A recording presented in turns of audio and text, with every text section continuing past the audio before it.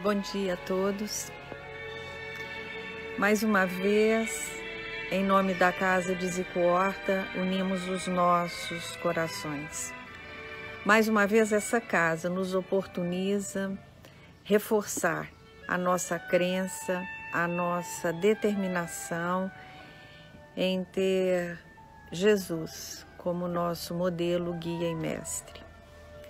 Na prática da evangelho-terapia, a abertura supostamente aleatória do Evangelho nos remete a uma reflexão de que nunca estamos sozinhos. Os nossos pensamentos, eles criam uma ambiência. E essa ambiência espiritual que é criada pelos nossos pensamentos, nós acreditamos que nos conduzem e dirigem as nossas intenções. Então, que todos nós juntos desejemos ter durante esses 15 minutos, 20 minutos, que sejam os nossos pensamentos voltados para o Criador. Que cada um de nós possa escolher, nesse instante, se aproximar do nosso irmão maior, nosso guia e nosso Mestre Jesus. Que o nosso desejo de estar vivenciando o Evangelho, ele não seja temporário, ele não seja fruto de um isolamento social obrigatório, mas que ele seja uma escolha, que ele seja um rumo que demos às nossas vidas. E nós pensamos, nós que praticamos a evangelho-terapia, nós entendemos que abrir esse livro é uma oportunidade. E quando abrimos, sabemos que a abertura dele não é feita ao acaso, porque nesse instante os nossos corações já estão conectados com a equipe espiritual. Nesse instante os nossos corações já desejam a aproximação dos amigos espirituais, para que eles nos auxiliem nas reflexões, para que eles possam também nos auxiliar a vivenciar aquilo que vamos ler.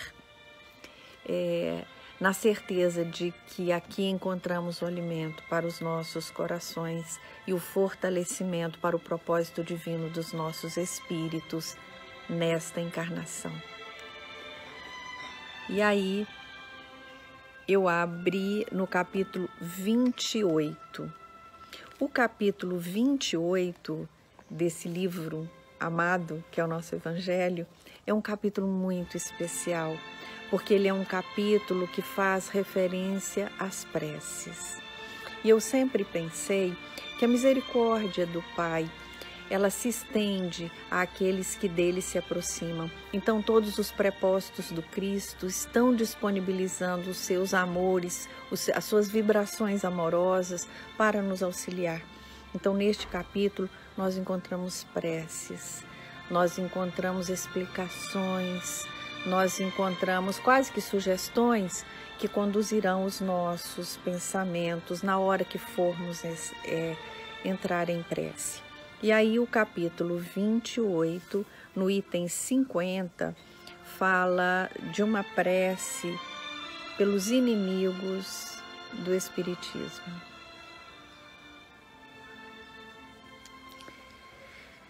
E aí nós vamos ler algumas citações de Mateus, no item 50.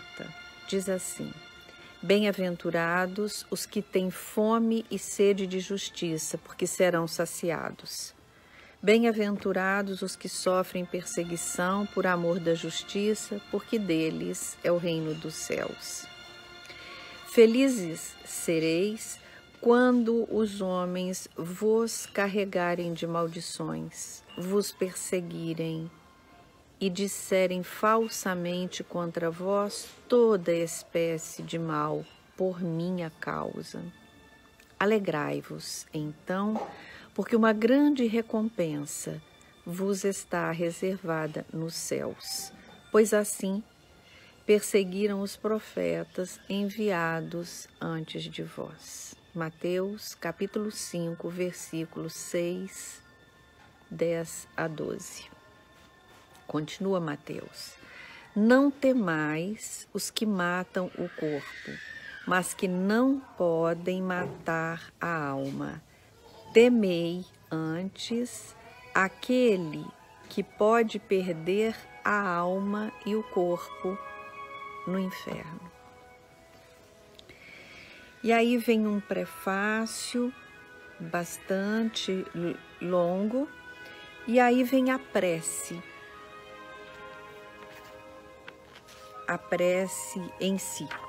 Eu vou pedir que vocês visitem o capítulo 28 e que leiam o prefácio. Eu vou apenas ler a prece. E a prece diz assim: Senhor, Tu nos disseste pela boca de Jesus, o Teu Messias, bem-aventurados os que sofrem perseguição por amor da justiça. Perdoai aos vossos inimigos, orai pelos que vos perseguem.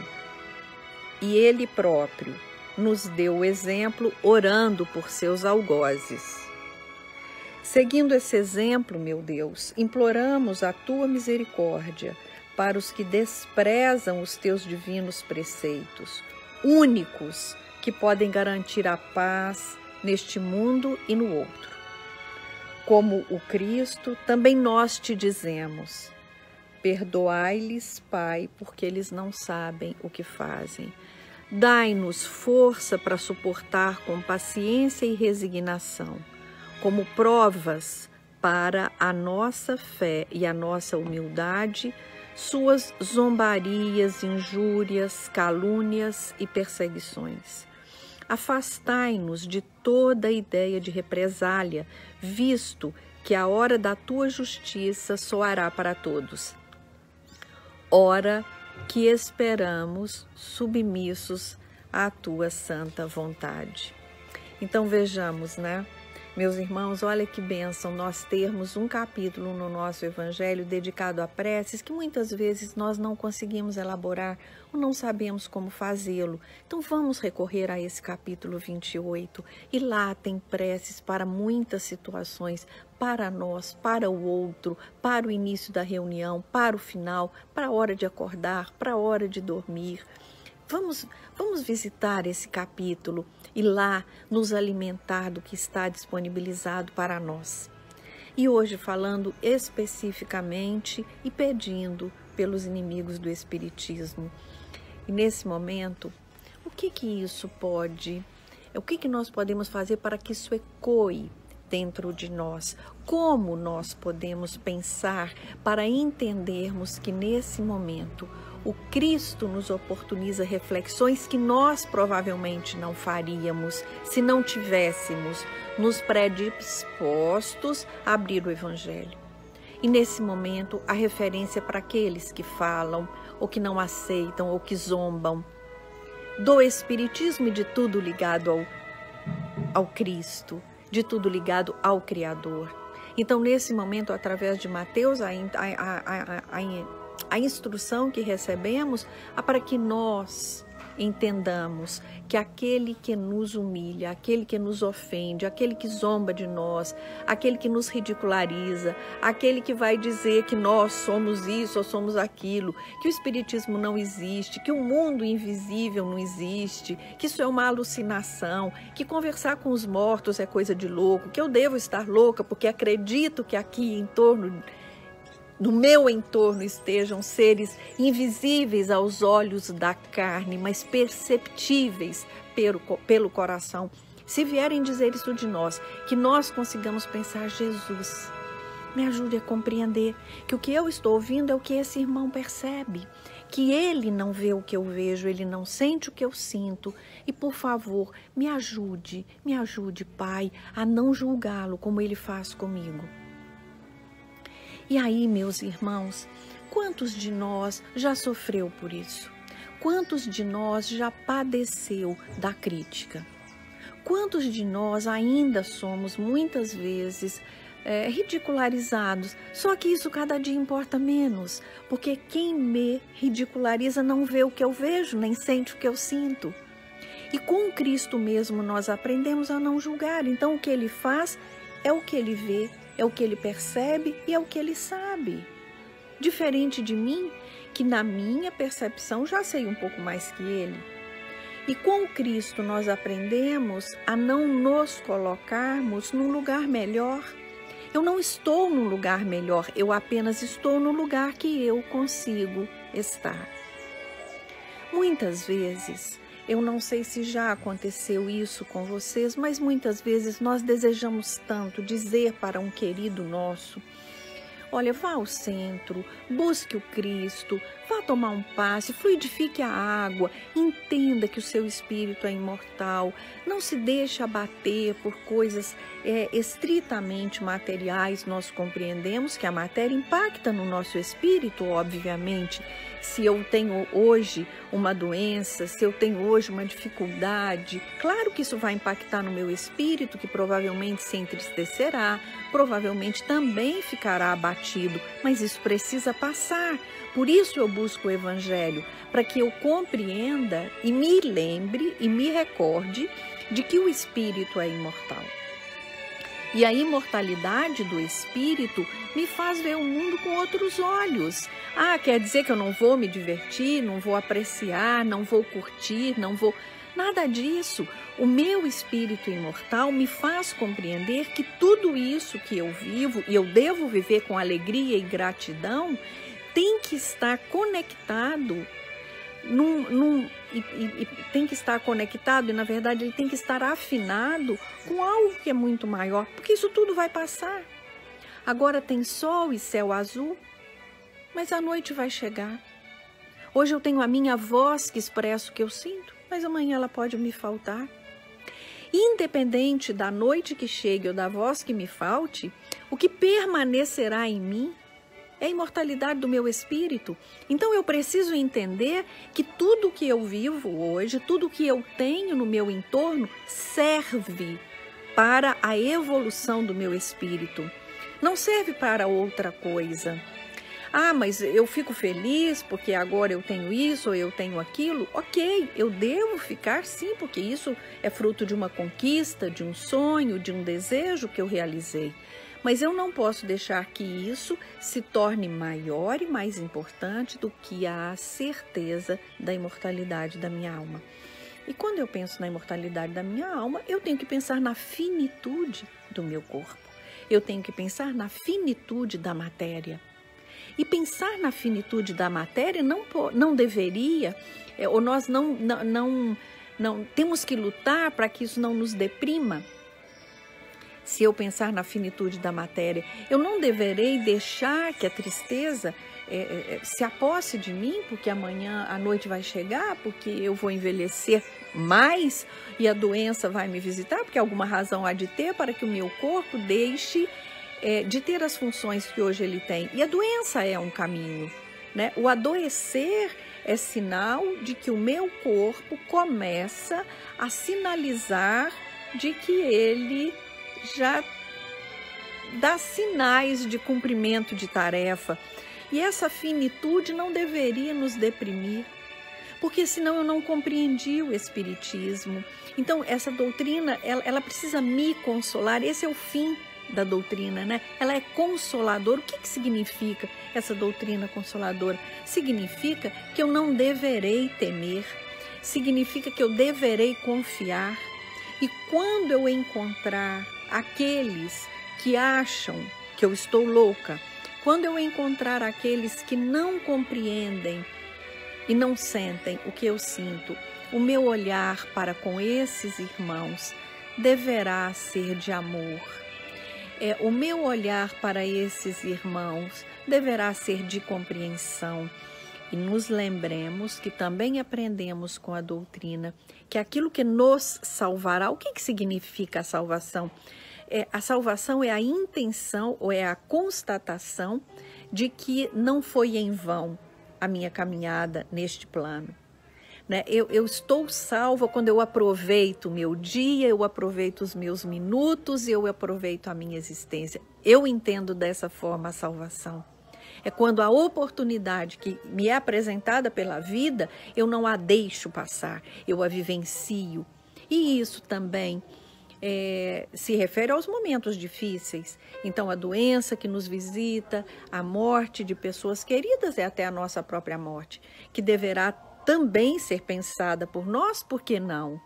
Então, eu tenho que a todo instante me lembrar de que a eternização são das minhas intenções. Quando eu retornar ao mundo espiritual, o que eu levarei comigo são as intenções que eu construí, foram as vivências que eu pratiquei, foram as experiências que eu considerei importantes para o meu desenvolvimento espiritual. Então, que quando nós encontrarmos, até mesmo dentro de nós, porque às vezes nós criamos situações em que nós nos colocamos como os nossos inimigos, né?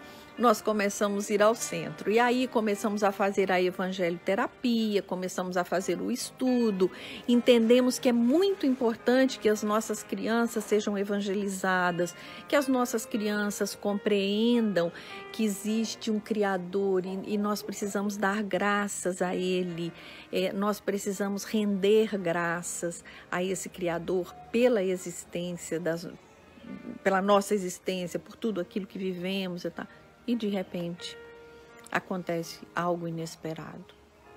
E aí quando acontece algo inesperado eu digo, não vou mais, vou largar isso porque a minha vida estava indo. Comecei a ir ao centro, ou então eu fui ao centro achando que ia melhorar. Eu associo realizações dos meus desejos, na maioria das vezes materiais, com a minha prática religiosa. E são coisas dissociadas.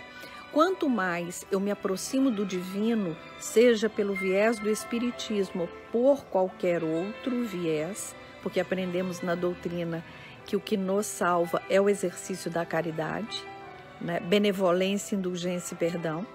Então, quando eu atrelo esse encontro com o divino, com a realização de desejos, eu estou cometendo um grande equívoco. Encontrar a essência divina em mim não pode estar atrelada a desejos realizados. Então, se eu desejo muito uma coisa, se eu desejo muito obter uma coisa, e eu posso até desejar obter, por exemplo, um filho. E eu começo a ir ao centro e faço preces e faço o evangelho no lar, porque eu desejo acolher um espírito.